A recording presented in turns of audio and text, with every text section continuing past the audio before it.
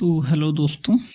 आज से हम अपनी एक नई सीरीज यहाँ पर स्टार्ट करेंगे जो हमारी पॉलिटी है, राजनीति विज्ञान, उससे संबंधित हम एमसीक्यू के फॉर्म में यहाँ पर आज से हम क्वेश्चन देखेंगे जो कि हमारे आने वाले आगामी एग्ज़ाम में, जैसे कि उत्तराखंड पुलिस कांस्टेबल है, लोअर पीसीएस हो गया आपका, और जो आने वाली आगामी भर्तियां हैं या यूके ट्रिपल सी हो या सेंटर की हो, उसमें बहुत इंपॉर्टेंट रोल इसका रहेगा। तो आज से हम नई सीरीज यहाँ पर स्टार्ट करेंगे। तो आज हम देखेंगे यहाँ पर जो भारत का संवैधानिक विकास हमारा हुआ, जो आज आपको संविधान देखने को मिलता है, तो उसमें धीरे धीरे वो जो आज यहाँ पर बना है वो पहले इतना सुदृढ़ और इतना वो नहीं था। तो इसमें हम देखेंगे कि इस प्रकार से हमारे संविधान का विकास हुआ। तो जब भारत यहाँ पर अंग्रेजों का गुलाम था, ब्रिटिश कॉलोनियल के उसमें था, तो तब हम देखेंगे कि जब ईस्ट इंडिया कंपनी भारत आई थी तो उसने यहाँ पर ब्रिटिश संसदीय अधिनियम यहाँ पर लागू किए थे, जो कि हमारा 1773 से 1853 के बीच हमारा ये रहा था। और दूसरा हम इसमें देखेंगे कि जो 1858 के बाद और 1947 तक हमारा रहा ब्रिटिश ताज के शासनाधीन, जो आपने देखा हो कि 1857 की क्रांति यहाँ पर हुई थी। ठीक है, तो उसके बाद क्या हुआ था कि पहले यहाँ पर ईस्ट इंडिया कंपनी अपना शासन चलाती थी, लेकिन उस 1857 की क्रांति के बाद यहाँ पर जो भारत था वो सीधा जो ब्रिटिश यहाँ पर ताज था उसके अधीन यहाँ पर हो गया था। तो इसके चलते हम इसको दो पार्ट में देखेंगे। तो आज की भी वीडियो में हम जो ईस्ट इंडिया कंपनी के शासन में जो पारित कुछ संसदीय अधिनियम थे, ब्रिटिश संसदीय अधिनियम, जो कि 1773 से और 1853 के मध्य के थे, तो उनको हम यहाँ पर एमसीक्यू की फॉर्म में देखेंगे और जो भी इम्पोर्टेंट होंगे उसको हम आगे देखेंगे। तो आज का हमारा पहला क्वेश्चन हमारा रहेगा कि निम्नलिखित में से किस अधिनियम में कलकत्ता में सर्वोच्च न्यायालय की स्थापना का प्रावधान किया गया था।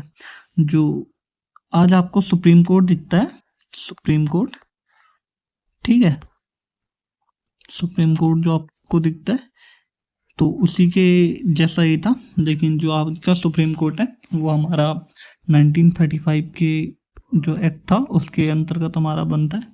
तो उस समय का ये सर्वोच्च न्यायालय था जो कि कलकत्ता में हमारा बन था।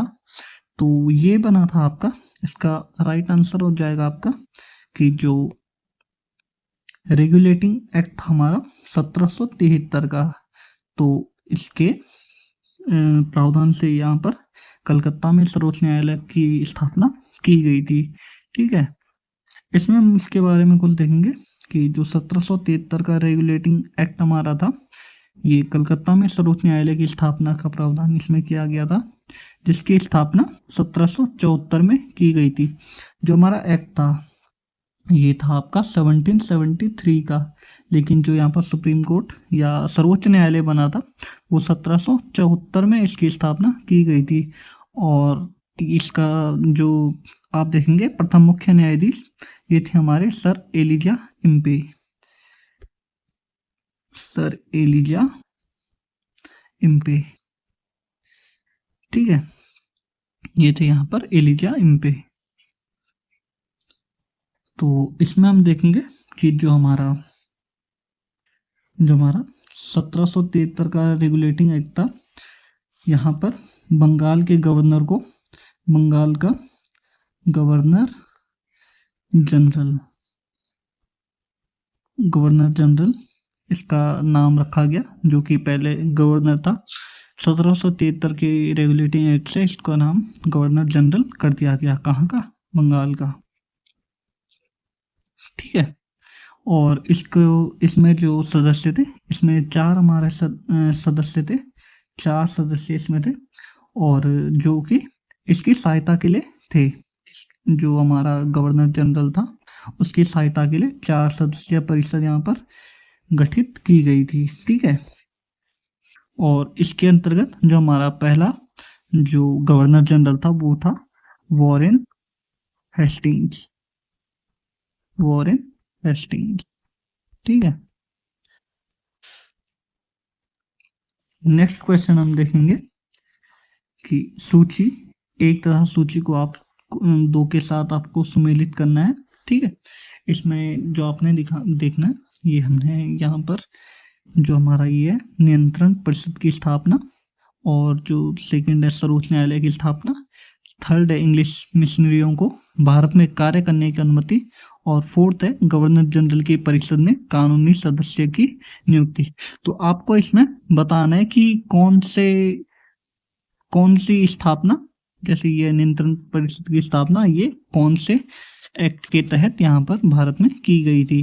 तो ये आपको देखना है कि जो हमारी नियंत्रण परिषद थी, ये जो पिट्स का भारतीय अधिनियम आया था, पिट्स रेगुलेटिंग एक्ट हमारा आया था, Indian act, Pitt's India act, तो ये आया था हमारा 1784 का। ठीक है, और जो ये था हमारा सर्वोच्च न्यायालय की स्थापना, ये अभी आपने देखा, ये रेगुलेटिंग तो एक्ट था जो हमारा 1773 का, इसके तहत इसकी स्थापना की गई थी। और जो इंग्लिश मिशनरियाँ थी को भारत में कार्य करने की अनुमति, ये चार्टर अधिनियम जो हमारा 1813 था, इसके तहत यहाँ पर किया गया था। और जो हमारा फोर्थ है गवर्नर जनरल की परिषद में कानूनी सदस्य की नियुक्ति, ये था हमारा चार्टर अधिनियम 1833। ठीक है, तो इसके तहत हमारा ये जो कानूनी सदस्य था, इसकी नियुक्ति इसमें की गई थी। ठीक है, तो इसका जो हमारा सही आंसर हो जाएगा, ए का हमारा हो जाएगा सेकंड। ठीक है, ए का हो जाएगा सेकंड, और बी का है हमारा फर्स्ट, बी का है फर्स्ट। तो सही आंसर हो जाएगा ऑप्शन नंबर बी, 2 1 3 4। ठीक है, नेक्स्ट क्वेश्चन है हमारा, इसमें अगर हम थोड़ा ये देखें कि नियामक अधिनियम रेगुलेटिंग एक्ट 1773, इसके तहत सर्वोच्च न्यायालय सुप्रीम कोर्ट की स्थापना की गई थी। जो पिट्स का भारतीय अधिनियम था, पिट्स इंडिया एक्ट, ये 1784 का है। नियंत्रण परिषद बोर्ड ऑफ कंट्रोल की स्थापना इसके तहत की गई थी। ठीक है, और जो चार्टर अधिनियम 1813 था, इंग्लिश मिशनरियों को भारत में कार्य करने की अनुमति इसमें दी गई थी। और जो हमारा नेक्स्ट है चार्टर अधिनियम हमारा 1833, ये गवर्नर जनरल की परिषद में कानूनी सदस्य की नियुक्ति से संबंधित यह था। नेक्स्ट क्वेश्चन है हमारा कि निम्नलिखित में से किनसे भारत में अंग्रेजी शिक्षा की नींव पड़ी थी। तो आपको ये इस प्रकार के क्वेश्चन अब हमारे एग्जाम में देखने को मिल रहे हैं। जैसे कि पहले तो सीधा डायरेक्ट एक आंसर होता था, कोई भी 4 विकल्प में से एक आंसर होता था, लेकिन अब एग्जाम पैटर्न थोड़ा सा चेंज हो गया, जिसमें कि आपको इस तरह के क्वेश्चन दिखेंगे। तो इसमें पूछा गया कि किससे भारत में अंग्रेजी शिक्षा की नींव पड़ी थी। तो फर्स्ट है आपका 1813 का चार्टर एक्ट, सेकंड है general committee of public instruction 1823, और थर्ड है प्राच्यवाद एवं आंग्लविद विवाद। ठीक है, तो इसमें आपको बताना है नीचे दिए गए कोड का प्रयोग कर सही उत्तर यहाँ पर चुनिए। तो इसका जो होगा ये ऑप्शन नंबर डी इसका सही आंसर हो जाए कि 1 2 और थर्ड जो भी तीनों स्टेटमेंट है वो सही है। किससे, जो अंग्रेजी शिक्षा की नींव किससे पड़ी, इन तीनों जो हमारे थे 1813 का charter act, general committee of public instruction 1823, और प्राच्यवाद एवं आंग्लविद विवाद।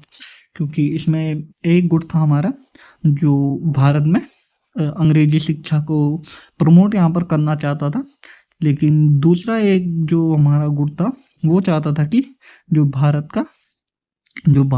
का की प्राचीन संस्कृति है उसी को हम आगे यहाँ पर बढ़ाएं। ठीक है, तो इसमें हम देखेंगे कि ईस्ट इंडिया कंपनी ने ओरिएंटल शिक्षा की प्रचलित प्रणाली को हतोत्साहित किया तथा पश्चिमी शिक्षा और अंग्रेजी भाषा को बढ़ावा दिया। ठीक है, यहाँ पर इन्होंने क्या किया, जो इसका वेस्टर्न जो कल्चर है, वेस्टर्न जो इसका एजुकेशन सिस्टम था, और अंग्रेजी भाषा को यहाँ पर इन्होंने बढ़ावा दिया। 1813 के चार्टर अधिनियम में भारत में शिक्षा के प्रसार के लिए प्रतिवर्ष 1 लाख रुपए खर्च करने के प्रावधान को अपनाया गया। ठीक है, ये आपका इम्पोर्टेंट है, जो ये था 1813 का चार्टर एक्ट। ठीक है, 1813 के चार्टर अधिनियम में भारत में शिक्षा के प्रसार के लिए 1 लाख रुपए यहाँ पर खर्च करने के लिए ये यहाँ पर प्रावधान किया गया। ठीक है, 1 लाख रुपए खर्च करने का प्रावधान यहाँ पर किया गया। और 1823 में general committee of public instruction का गठन किया गया, जिसकी मुख्य जिम्मेदारी शिक्षा के लिए 1 लाख रुपए की अनुदान ग्रांट की थी। समिति में 10 यूरोपीय सदस्य थे। आपका क्वेश्चन बन जाएगा कि जो हमारी ये समिति थी कौन सी, ये general committee of public instruction, ये थे 1823 की। इसमें कितने सदस्य थे? इसमें 10 सदस्य और सारे यूरोपीय इसमें सदस्य थे, जिसमें आंग्ल एवं प्राच्य दोनों शिक्षा माध्यमों के समर्थक शामिल थे, जिसमें कि आंग्ल जो इंग्लिश था हमारा, उसके समर्थकों के नेता ट्रेविलियन थे। आपको सीधा क्वेश्चन बन जाएगा कि जो आंग्ल शिक्षा के समर्थक थे वो कौन थे? वो थे हमारे ट्रेविलियन। जबकि जो हमारे एच.टी. प्रिंसेप थे, एच.टी. प्रिंसेप ये प्राच्य शिक्षा के समर्थकों के नेतृत्व करता थे। इसके बाद governor general Lord William Bentinck, इस टाइम हमारा जो गवर्नर जनरल था ये लॉर्ड विलियम बेंटिक थे, जिनका कार्यकाल ये है आपका 1828 से 1835 के शासनकाल में। 7 मार्च 1835 को लॉर्ड मैकाले के प्रस्ताव को स्वीकृत कर भारत में अंग्रेजी को उच्च शिक्षा का माध्यम मान लिया गया। ठीक है, नेक्स्ट क्वेश्चन है हमारा, किस अधिनियम के द्वारा ब्रिटिश संसद ने चाय और चीन के साथ व्यापार को छोड़कर ईस्ट इंडिया कंपनी के भारत के साथ व्यापारिक एकाधिकार को समाप्त कर दिया था? तो ये था हमारा जो 1813 का चार्टर अधिनियम हमारा आया था, उसके तहत चाय और चीन के साथ व्यापार को छोड़कर ईस्ट इंडिया कंपनी के भारत के साथ व्यापारिक एकाधिकार को समाप्त कर दिया। इसका अर्थ है कि ईस्ट इंडिया कंपनी के अलावा और भी कंपनियां यहाँ पर भारत के साथ व्यापार करने के लिए आ गई। ठीक है, इसका हम एक्सप्लेनेशन देंगे। तो ये 1813 के चार्टर अधिनियम के माध्यम से ब्रिटिश संसद ने चाय और चीन के साथ व्यापार को छोड़कर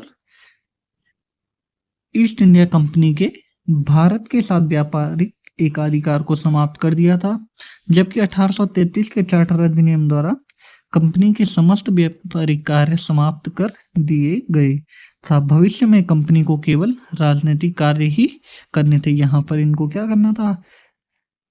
इनको शासन करना था, राजनीतिक कार्य। ठीक है, जैसे पहले यहाँ पर या एक व्यापार के उद्देश्य से कंपनी यहाँ पर आई थी, लेकिन बाद में जब इन्होंने यहाँ पर अपना लाभ देखा तो यह व्यापारिक कंपनी से राजनीतिक कंपनी यहाँ पर बन गई। ठीक है, नेक्स्ट क्वेश्चन है हमारा, किस अधिनियम ने भारतीय वासियों को अपने देश के प्रशासन में कुछ हिस्सा लेना संभव बनाया? ठीक है, तो इसका सही जवाब हो जाएगा option number A, charter act जो हमारा 1833 का था। इसके तहत भारतवासियों को अपने देश के प्रशासन में हिस्सा लेना संभव बना। तो ये हमारा जो चार्टर एक्ट 1833 का हमारा था कि धाराओं में सबसे महत्वपूर्ण धारा संख्या 87 थी, जिसमें यह कहा गया था किसी भी भारतीय अथवा क्राउन की देशज प्रजा को अपने धर्म, जन्मस्थान, वंशानुक्रम, वर्ण, जो रंग भेद जो यहाँ पर अमेरिका में चलता था बेसिकली, तो वर्ण अथवा इनमें से किसी एक कारणवश कंपनी के अधीन पद अथवा सेवा के अयोग्य नहीं माना जा सकेगा। कालांतर में राजनीतिक आंदोलनों में 1833 एक्ट की यह धारा प्रशासन में भागीदारी हेतु मुख्य आधार बनी। ठीक है, तो इसी के साथ हमारा आज का टॉपिक पूरा हुआ। तो नेक्स्ट टॉपिक हम देखेंगे। आज हमने जो ईस्ट इंडिया कंपनी के शासन पारित ब्रिटिश संसदीय अधिनियम 1773 से 1853 के मध्य जो हमारे एक्ट हुए थे उसको हमने देखा। नेक्स्ट में हम देखेंगे ब्रिटिश ताज के शासनाधीन पारित जो हमारे अधिनियम होंगे 1858 से 1947 के मध्य, जिसमें कि हमारा इम्पोर्टेंट हमारा 1909 का अधिनियम, और इसके अलावा है हमारा 1919 का जो हमारा अधिनियम है ये, और 1935 का जो हमारा अधिनियम आएगा 1935 का, ठीक है, जिसके कि अधिकांश भाग हमने जो हमारा आज का संविधान है उसमें लिए गए हैं। तो नेक्स्ट वीडियो में हम ये पार्ट कवर करेंगे, ठीक है। तो अगर आपको अच्छा लगे तो वीडियो को लाइक कीजिए, चैनल को सब्सक्राइब कीजिए और इसी तरह चैनल पर बने रहें। और आगे का जितना भी हमारा पार्ट सिलेबस होगा पॉलिटी का, ये हम एमसीक्यू की फॉर्म में यहाँ पर देखेंगे, ठीक है। एमसीक्यू और मोस्ट इम्पॉर्टेंट जो हमारे क्वेश्चन होंगे आगामी परीक्षाओं के लिए वो हम यहाँ पर देखेंगे। और साथ ही में जो हमारी डिटेल्ड वीडियो होगी उसी में इसी के साथ मैं लाने की कोशिश करूँगा, ठीक है। तो तब तक के लिए धन्यवाद।